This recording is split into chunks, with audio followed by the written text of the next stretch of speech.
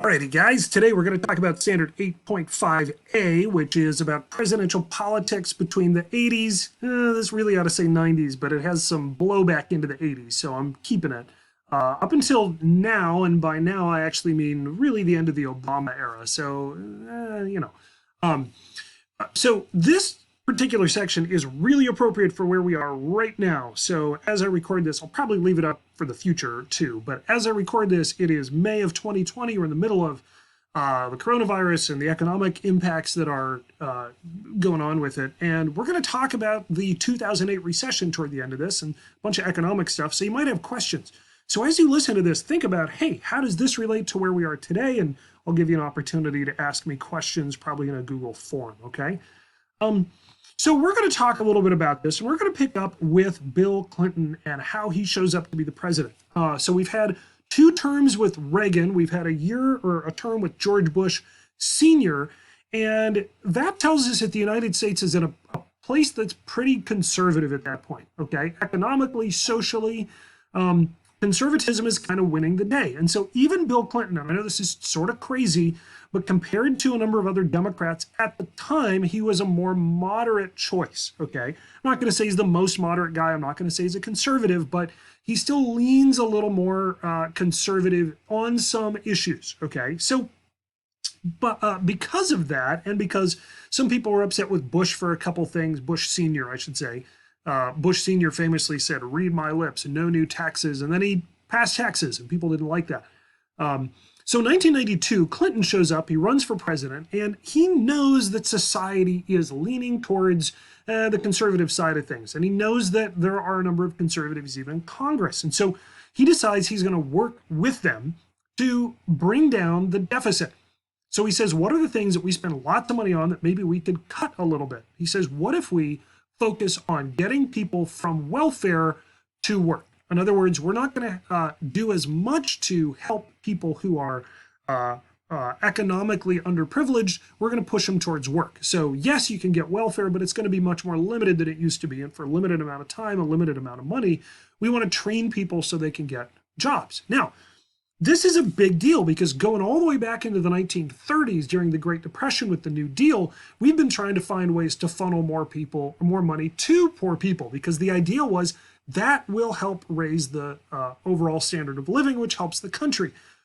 But one of the things it did is it caused us to spend a lot of money. And so conservatives are happy that we're being a little more responsible. But this truce between Clinton and the GOP or the Republicans doesn't last, okay? Republicans and Democrats during the 8 years of Clinton's presidency fight over healthcare reform. The big question is, should the government get more involved in the nation's healthcare? And that's a question that even continues until today, right? We still are arguing over that in different ways. Should we balance the budget? Should we make sure that we only spend as much as we bring in? We need to figure out, how do we stimulate the economy? Some people say we stimulate the economy by spending more money than we bring in, because if we take that money and we invest it wisely, then we can easily pay off our debts down the road, okay? But it allows our economy to grow faster. That's super debated, okay?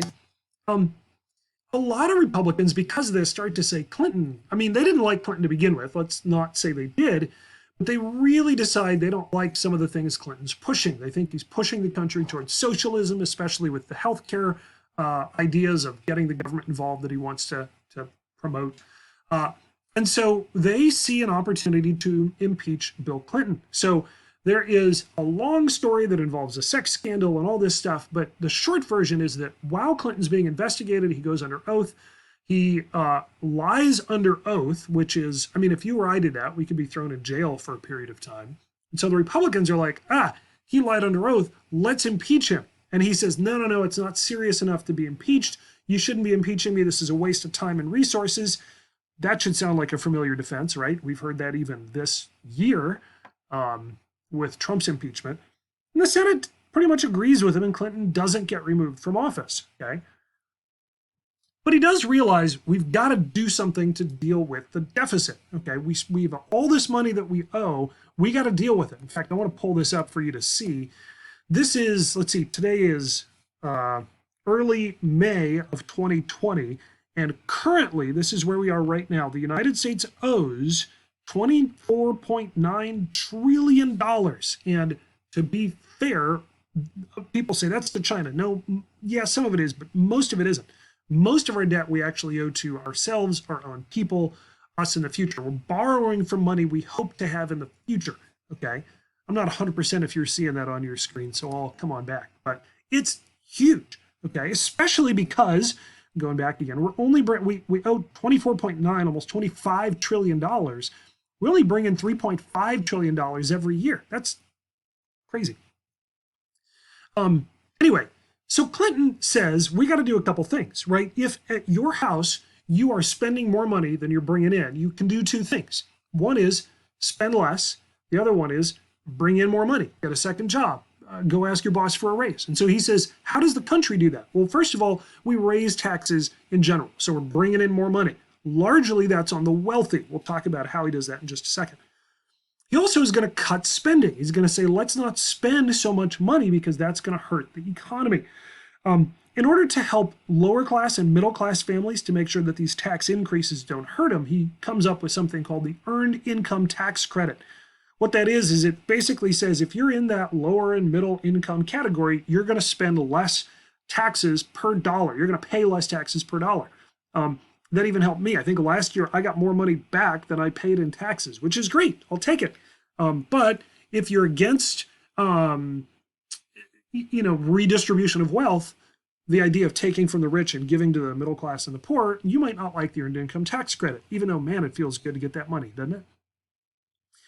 During the 1990s, the Federal Reserve is going to work to keep inflation down so prices aren't going to start rising wildly.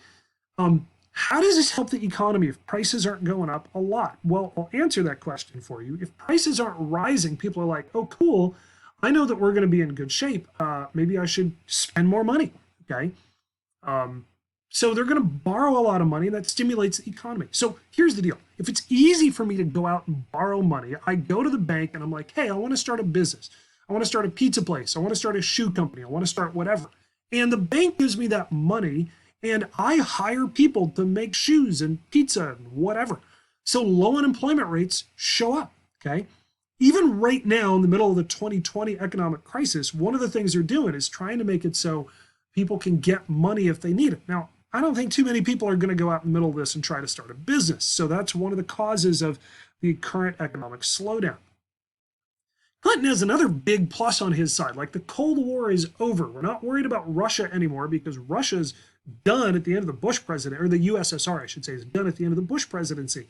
Communism is pretty much shriveling up and dying in just about every major country except for China. And even there it's changing. We'll get to that later. So what are we going to do with all the money we were pumping into defense? Well, now we can pay it down on the national debt. Now we can use it in different ways to grow our GDP. We call this the peace dividend. So by the end of Clinton's term in office, or 2 terms in office, the national debt is shrinking and we're having a budget surplus. In other words, we're bringing in more money every year than we have to spend. That's awesome. That's great. Even people who are conservatives now look back at Clinton and they're like, well, I don't love everything he did. But a lot of them say, the economy was good under Clinton. Okay. So now the question is, what are we going to do next? We had a moderate-ish president for a couple of years. Before that, we had 3 terms with Republicans. It could go either way. The country's probably going to be split. And man, oh man, was it split. In fact, in 2000, the election is so close that Bush and Gore are within just 5 electoral votes of each other. Okay, and if you look at the popular vote, Bush gets 50.4 million votes and Gore gets 50.9 million votes. You say, wait, so why didn't we have President Gore? Because we have an electoral college, which means we don't look at the popular vote alone. We look at who won each individual state. And in this case, it actually comes down to Florida. Okay, Florida is recounting its votes and recounting its votes. And there is all kinds of discussion about should we count some of these votes that came in late through the mail, or should we not? Should we count votes that were done absentee that you punch the ballot and it doesn't fall out? Like, is that actually a vote? So a lot of votes are thrown away.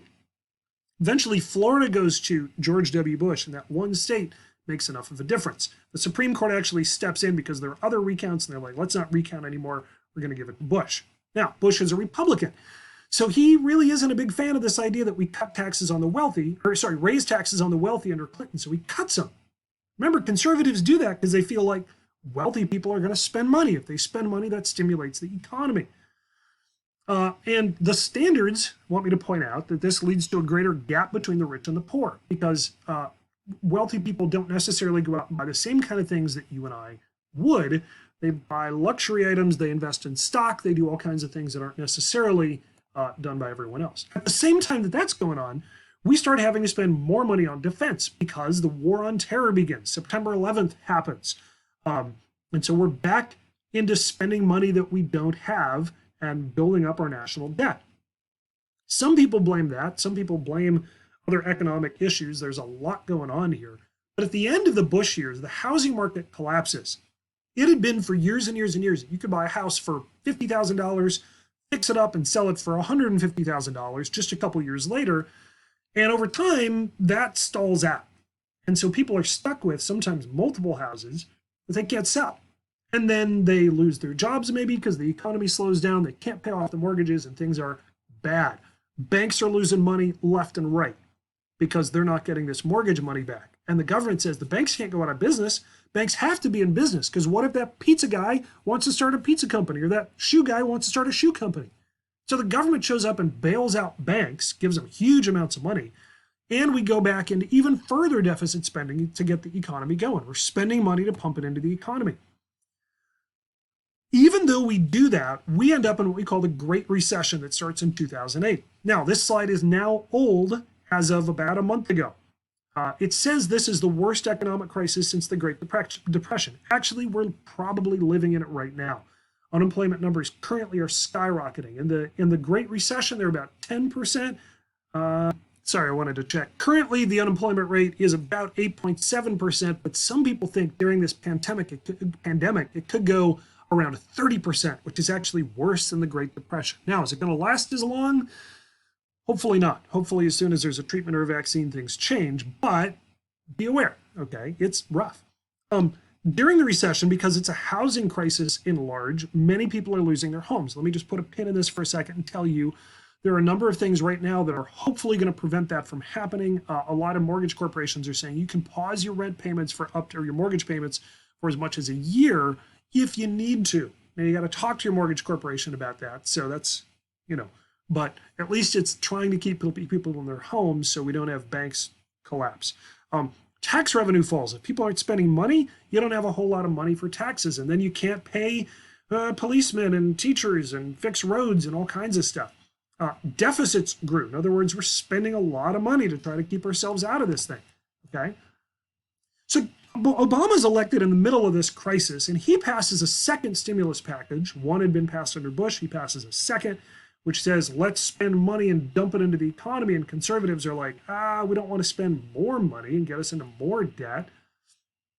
There's still a lot of debate about whether Bush should have cut those taxes. Did that make the economy worse? Because getting rid of them could actually bring in more money to pay down the debt. Or maybe it slows down business and the economy because rich people wouldn't be spending as much. It's hard to say. It's very debated. Now, technically, in the Obama years, the Great Recession ended, but there was not, during his presidency, a lot of confidence in the economy because Europe's economy never got totally back, even before the pandemic. Our politicians, Republicans and Democrats, argue a lot about economic policy, and the unemployment rate has still been high. Even in January of 2020, the unemployment rate was on the high end of what's considered normal. Now, that had been dropping for a good amount of time. There are a number of reasons for that, but some people were thinking we might have issues even before this. Y'all, that is the end of this particular standard. I appreciate, or at least not this standard, this section. Thank you for hanging in there. I'm sure some of y'all have questions. Would you let me know what those might be? I have a forum. I like my forums, at least for my 2020 students. So go ahead and look at that, and then also check Google Classroom to see what other assignments you may have. Oops. See ya.